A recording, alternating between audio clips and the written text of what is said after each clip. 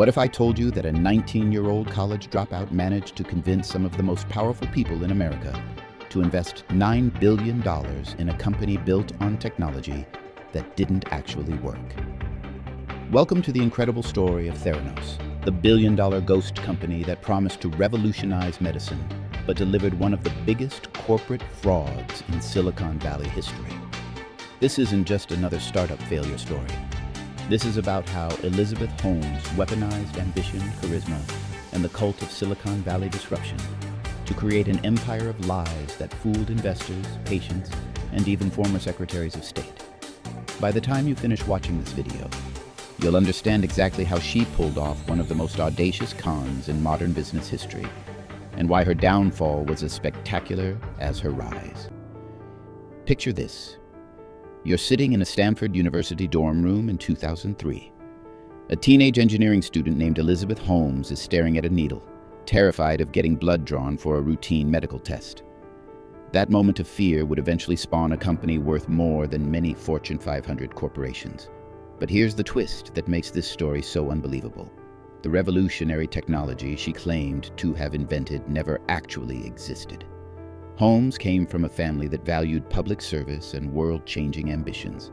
Her father worked in government agencies, often coordinating international relief efforts, and from an early age, she absorbed the message that she was destined to make a significant impact on humanity.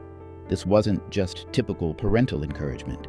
This was a deep-seated belief that she possessed something special, something that would allow her to reshape entire industries. At Stanford, Holmes wasn't just another pre-med student going through the motions. She was already thinking bigger, already imagining herself as the next great innovator. Her professors noticed her intensity, her unwillingness to accept conventional limitations.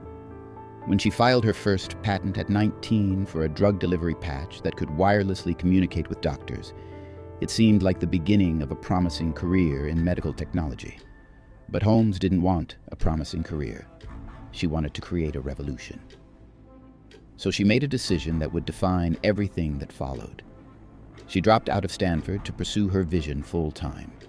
This wasn't unusual in Silicon Valley, where dropping out of elite universities had become almost a badge of honor, a signal that you were serious about disrupting the world rather than just studying it. The idea that launched 1,000 dreams was deceptively simple. What if you could run comprehensive medical tests using just a few drops of blood from a finger prick instead of multiple vials drawn through painful venipunctures? Holmes had experienced that childhood terror of needles, and she knew millions of others shared that fear. More importantly, she recognized that traditional blood testing was expensive, time-consuming, and often inaccessible to people who needed it most. She envisioned a machine that could perform dozens of different tests from a single drop of blood, delivering results in hours rather than days, all at a fraction of the cost charged by established laboratory companies. The implications were staggering. This technology could democratize healthcare, making essential diagnostic testing available to anyone who walked into a pharmacy or clinic. Holmes named her revolutionary device Edison, after Thomas Edison, the famous inventor who had transformed multiple industries through persistence and innovation. The symbolism wasn't subtle. She was positioning herself as the next great American inventor, someone who would illuminate the darkness of inefficient healthcare, just as Edison had illuminated the darkness of night. The Edison machine promised to save the American healthcare system $200 billion over the next decade by charging less than half the rates of Medicare and Medicaid. For a government struggling with rising healthcare costs, this wasn't just an attractive business proposition. It was a potential solution to a national crisis. But here's where the story takes its first dark turn. The Edison machine, despite years of development and millions of dollars in funding, never actually worked the way Holmes claimed it did. The technology to perform complex blood analysis from tiny samples simply didn't exist, at least not with the accuracy and reliability required for medical diagnosis. Instead of acknowledging these limitations or pivoting to more realistic goals, Holmes doubled down on her vision. She began crafting a public persona designed to attract investors, media attention, and credibility. Drawing inspiration from Steve Jobs, she adopted a uniform of black turtleneck sweaters, projecting an image of focused intensity and revolutionary thinking. Her presentations became masterclasses in persuasive storytelling. She would quote Jane Austen from memory, discuss her vegan lifestyle and daily green juice consumption, and speak with passionate conviction about democratizing healthcare. She appeared on panels with former President Bill Clinton and delivered TED Talks that received standing ovations from audiences who believed they were witnessing the birth of the next great medical breakthrough. The investors began lining up. By 2014, Theranos had raised over $400 million and achieved a valuation of $9 billion. Forbes magazine declared Holmes the youngest self-made female billionaire in history, worth $4.5 billion on paper. She was featured on magazine covers, profiled in major newspapers, and celebrated as a role model for young women entering the technology industry. But the most impressive validation came from her board of directors, which read like a who's who of American political and business leadership. Henry Kissinger, the legendary former Secretary of State, joined the board. George Shultz, another former Secretary of State and Treasury Secretary, became one of her most vocal supporters. These weren't technology investors looking for quick returns. These were establishment figures lending their reputations to validate Holmes's vision. Looking back, it's clear that few of these board members had the scientific expertise to evaluate Theranos' claims. They were impressive names that provided credibility and opened doors, but they weren't qualified to assess whether the Edison technology actually worked. This mismatch between the board's political gravitas and their technical knowledge should have been a red flag, but in the excitement of revolutionary change, such details were often overlooked. Meanwhile, Holmes maintained absolute control over Theranos operations. She served as founder, chief executive, and chairman simultaneously, ensuring that no major decisions were made without her direct approval. This concentration of power allowed her to maintain the carefully constructed narrative around Edison, while preventing outsiders from getting too close to the actual technology. When journalists or investors asked specific questions about how Edison worked, Holmes would retreat into vague technical language that sounded impressive, but revealed nothing meaningful. When a New Yorker reporter pressed for details, she responded with circular explanations about chemical reactions generating signals that were translated into results. The kind of non-answer that sounds scientific, but provides no actual information. This obsessive secrecy was justified as protecting proprietary technology from competitors, but it also served to hide the fact that Edison couldn't deliver on its promises. Theranos employees were required to sign strict non-disclosure agreements and were kept in separate departments to prevent anyone from seeing the complete picture of the company's operations. The first cracks in the facade appeared when sophisticated investors began conducting their own due diligence. Bill Maris, who ran Google Ventures, decided against investing in Theranos after having a member of his team actually take one of their blood tests. The experience revealed that the process wasn't as simple or revolutionary as the company's marketing suggested, and Maris concluded that things might not be what they appeared. The real unraveling began when John Carreyrou, an investigative journalist at the Wall Street Journal, started digging deeper into Theranos' claims. Carreyrou was a two-time Pulitzer Prize winner with a reputation for meticulous reporting, and he began tracking down former Theranos employees who were willing to share their experiences. These whistleblowers painted a dramatically different picture of the company's operations. Some revealed that Edison test results were frequently inaccurate, producing readings that could lead to dangerous misdiagnoses. Others disclosed that the vast majority of Theranos tests weren't actually performed on Edison machines at all, but rather on conventional testing equipment purchased from established suppliers. This revelation was devastating because it meant that Theranos' core value proposition, revolutionary technology that could perform comprehensive testing from tiny blood samples, was essentially fictional. The company was functioning more like a traditional testing laboratory while claiming to offer breakthrough innovation. When Carreyrou's investigation was published in October 2015, it triggered a cascade of regulatory scrutiny that Theranos couldn't survive. The Securities and Exchange Commission opened a formal investigation into whether the company had misled investors about its capabilities. The Centers for Medicare and Medicaid Services, which regulate blood testing laboratories, conducted their own review and ultimately revoked Theranos' license to operate. The regulatory pressure forced Theranos to begin shutting down its testing laboratories and laying off more than 40% of its workforce.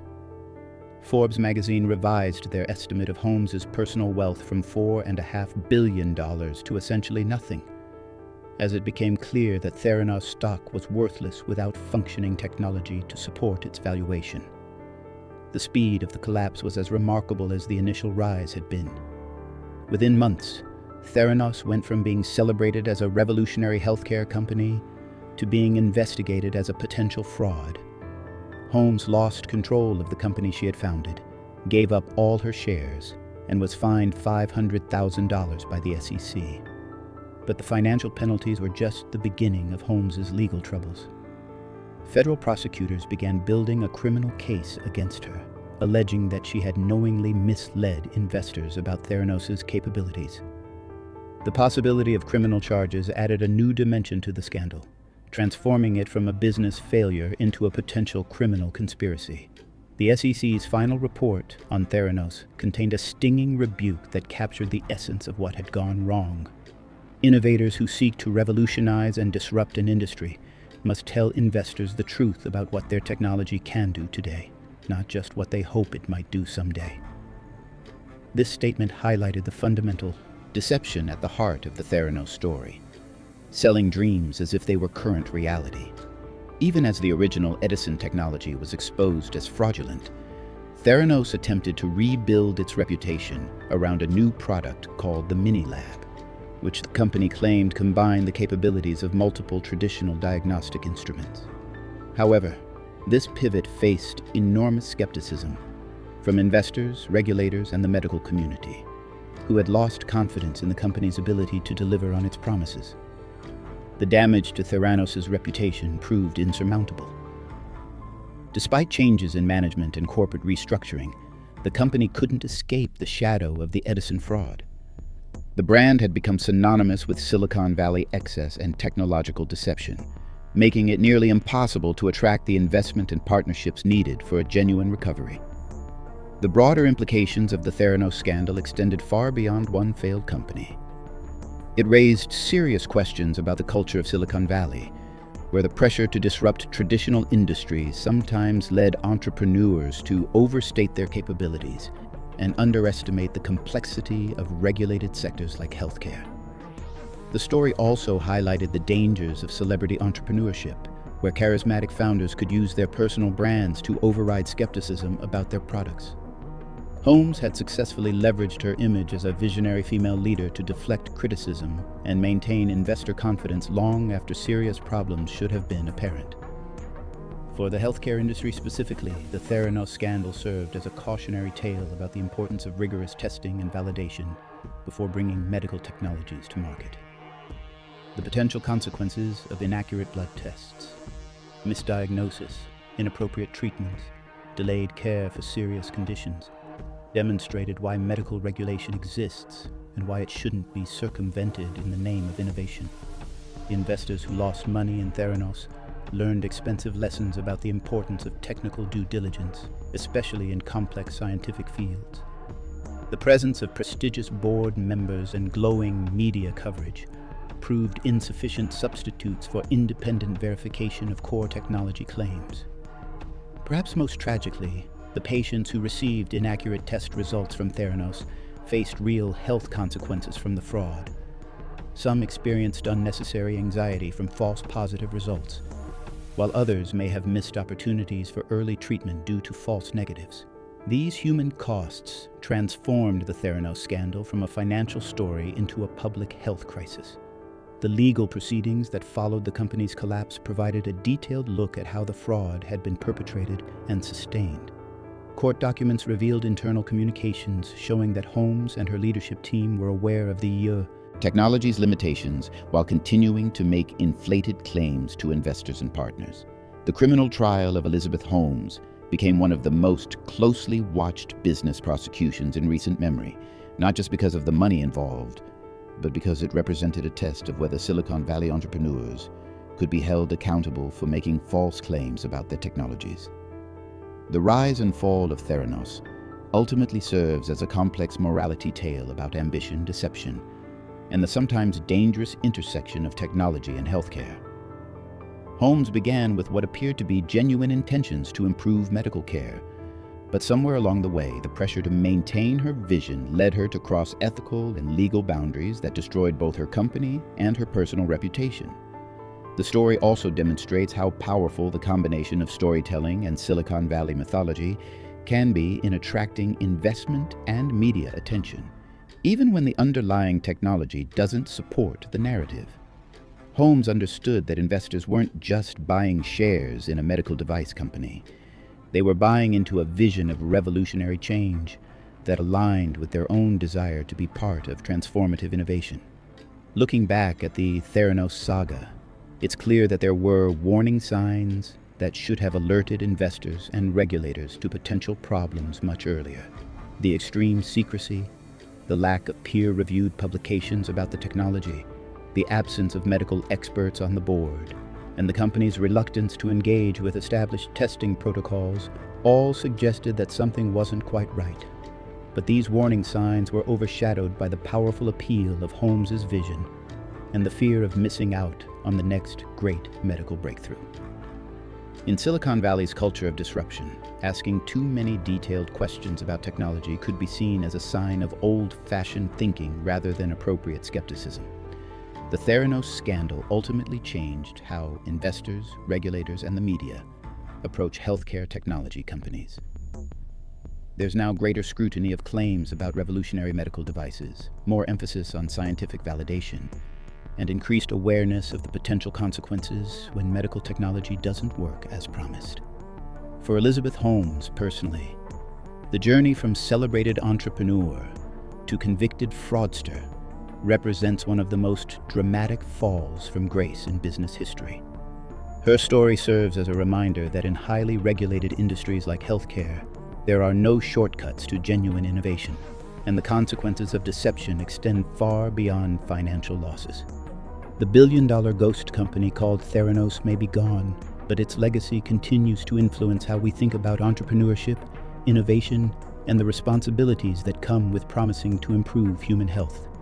It's a story that reveals both the incredible potential and the serious dangers of our modern culture of disruption.